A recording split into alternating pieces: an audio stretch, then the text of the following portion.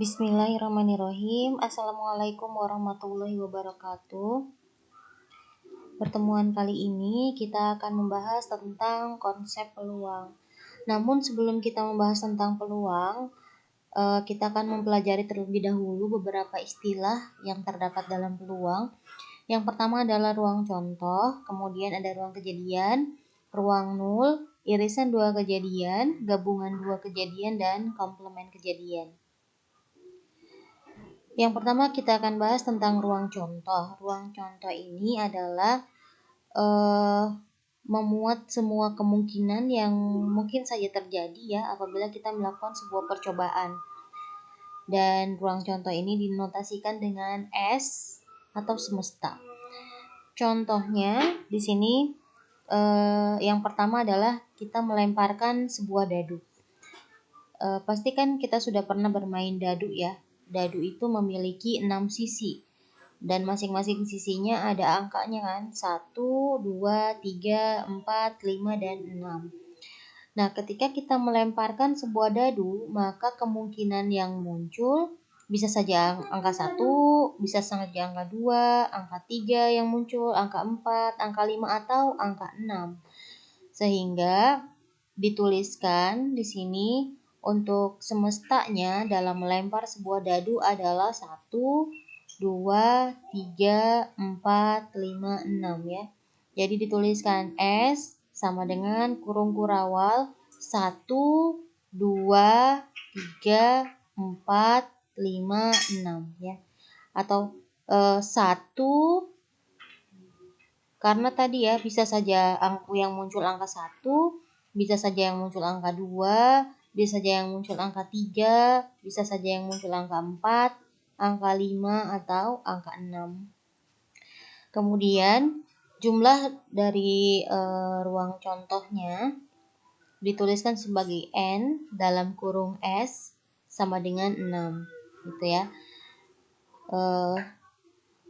Kemudian kita masuk ke contoh yang kedua, yaitu melemparkan 2 buah dadu bersama-sama. Nah ini pasti juga pernah bermain ya, main monopoli seperti itu.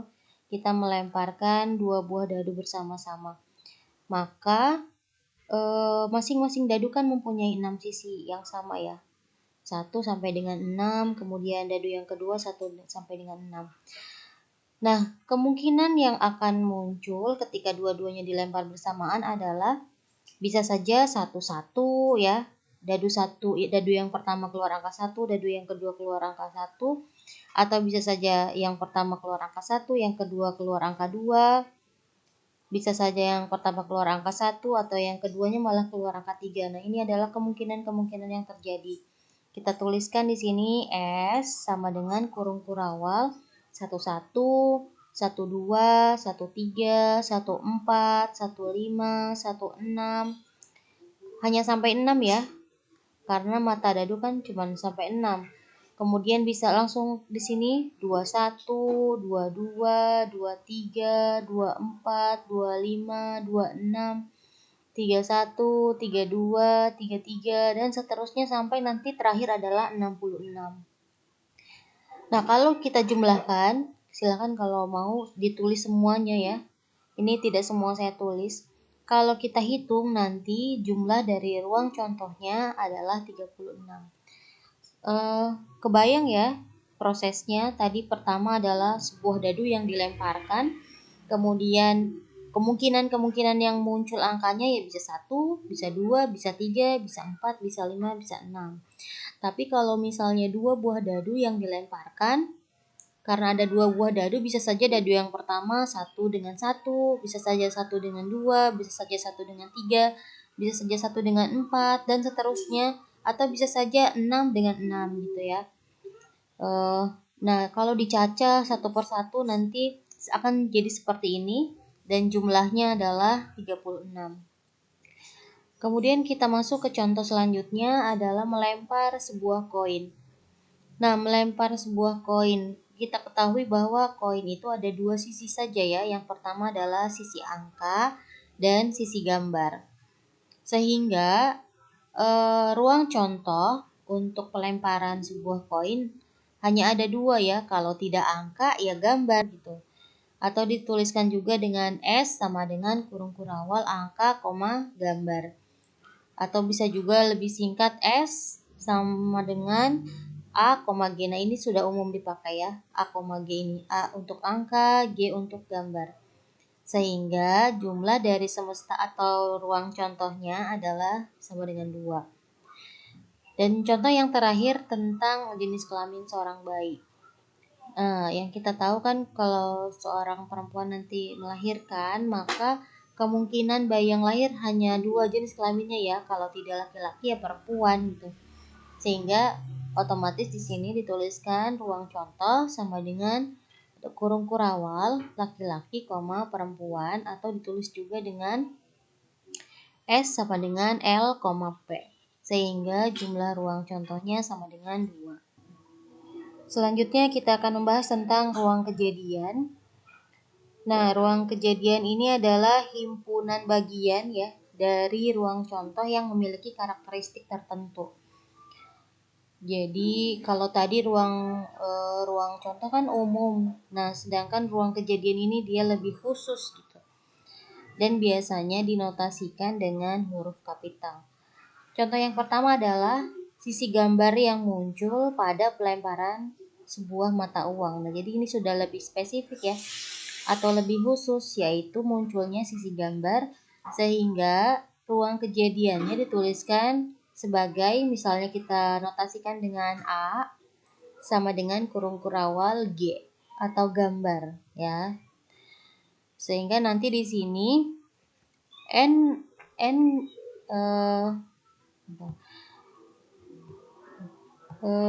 mana tadi ya? Ini N dari A-nya sama dengan 1 gitu. Kemudian yang kedua adalah sisi gambar yang muncul pada pelemparan 2 buah mata uang. Nah, nanti kalau kita melemparkan 2 buah mata uang, nah kita menginginkan sisi gambar yang muncul. Kemungkinan yang pertama adalah yang muncul gambar-gambar ya. Atau bisa gambar dan angka. Bisa juga angka dan gambar. Sehingga dituliskan B, kejadian B sama dengan kurung kurawal GA, AG, dan GG. Sedangkan ini angka-angka dia tidak termasuk ke dalam ruang kejadian ya, karena tidak mengandung unsur gambar di sini ya. Maka dituliskan jumlah dari kejadian B adalah 3. Oke. Kemudian contoh yang lain adalah sisi genap yang muncul pada pelemparan sebuah dadu. Nah, tadi sudah kita pelajari bahwa kalau kita melemparkan dadu, kemungkinan ada 6 yang muncul ya. 1, 2, 3, sampai dengan 6. Tapi di sini kejadian yang diinginkan hanyalah sisi genap yang muncul. Sehingga ruang kejadiannya hanya angka 2, angka 4, dan angka 6. Jadi di sini dituliskan C sama dengan kurung kurawal 2,4,6 ya. Yang ini tidak termasuk kan? 1 tidak termasuk, 3 dan 5 juga tidak termasuk karena dia ganjil. Yang terakhir, contoh terakhir adalah sisi genap yang muncul dari pelemparan pertama dan kedua dari 2 buah dadu. Nah, kalau dua-duanya kita lemparkan dan yang kita inginkan dua-duanya genap, maka kemungkinan ruang kejadian yang akan terbentuk, akan muncul. Yang pertama bisa saja 2 dengan 2 ya, atau 2 dengan 4, 2 dengan 6, atau bisa juga 4 dengan 2, 4 dengan 4, 4 dengan 6, atau 6 dengan 2, 6 dengan 4, dan 6 dengan 6. Nah, yang kita tuliskan di sini ruang kejadian dinotasikan dengan D sama dengan 22, 24, 26, 42, 44, 46, 62, 64, dan 66.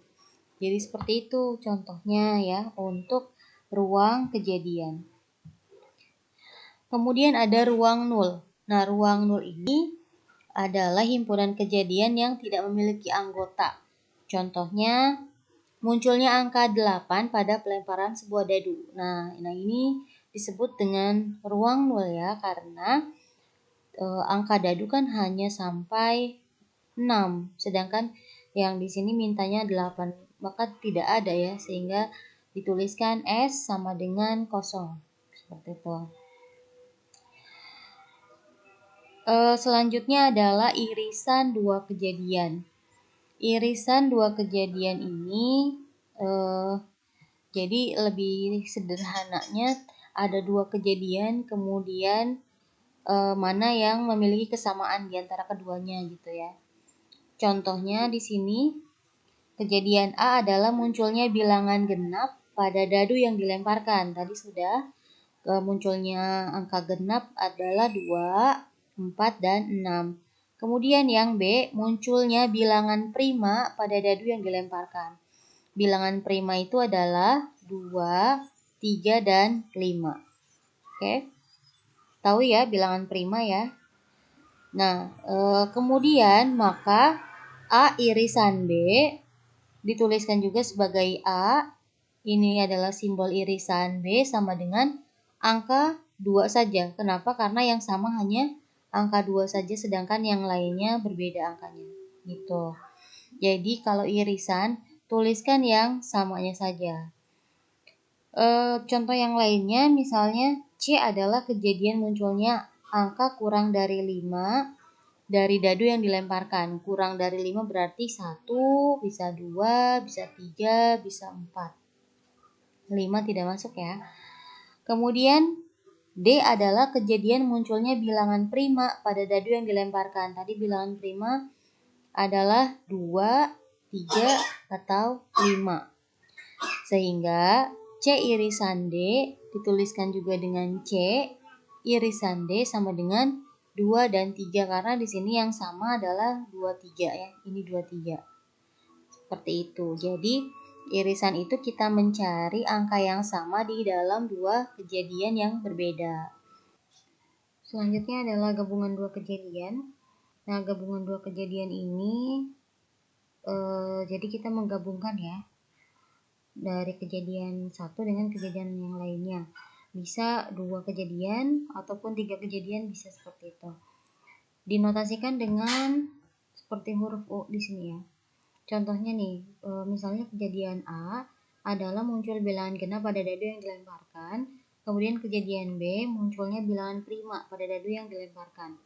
Nah, kejadian A ini adalah 2, 4, dan 6, sedangkan kejadian B adalah 2, 3, dan 5.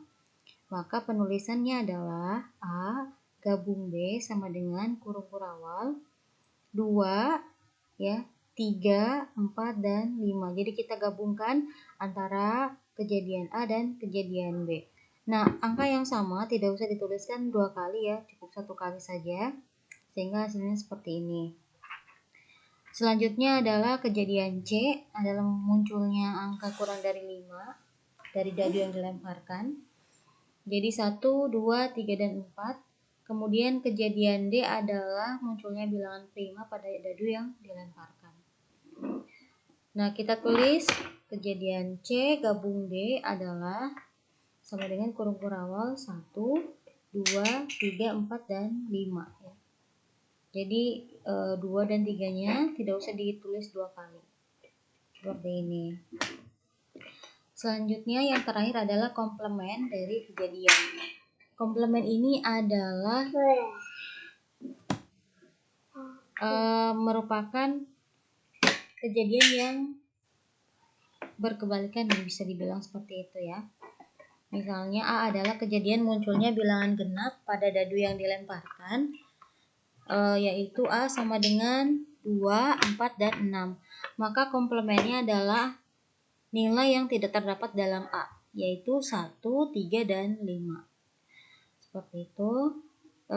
Mungkin itu dulu saja ya untuk materi hari ini. Terima kasih. Assalamualaikum warahmatullahi wabarakatuh.